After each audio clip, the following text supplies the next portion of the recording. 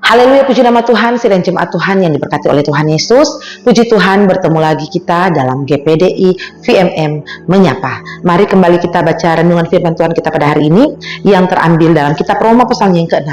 Kita baca di ayatnya yang ke-7 dan ayatnya yang ke-8.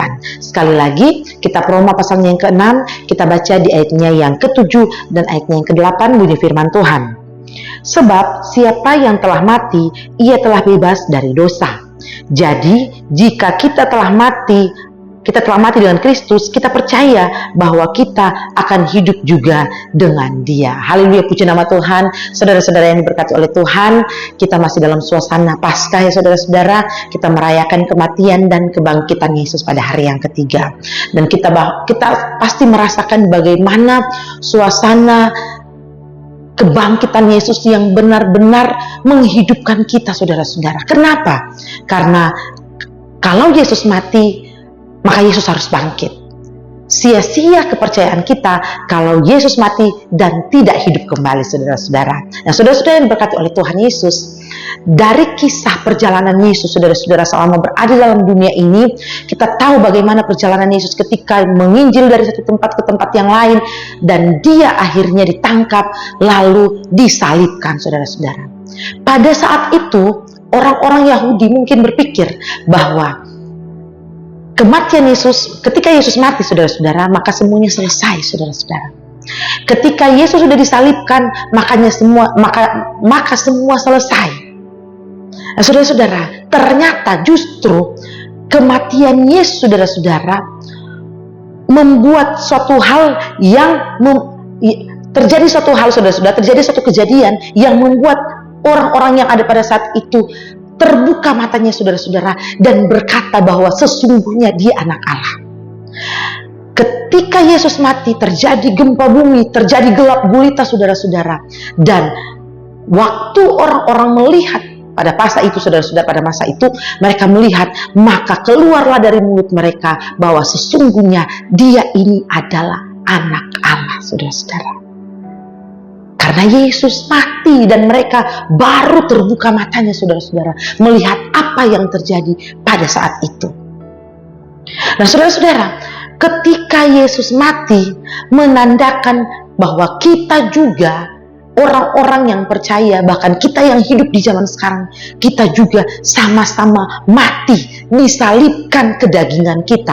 Kita sama-sama disalibkan apa yang menjadi hal-hal yang tidak berkenan di hadapan Tuhan. Itu dimatikan, saudara-saudara. Dan pada hari yang ketiga, Yesus bangkit. Nah, saudara-saudara, kalau Yesus tidak bangkit, saudara-saudara, maka sia-sialah seperti yang kita sudah bahas di awal tadi, saudara-saudara.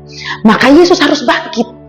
Dan pada saat itu orang-orang Yahudi pada saat itu bahkan menjaga mayat Yesus karena mereka sudah mendengar bahwa mayat Yesus mati dan akan bangkit.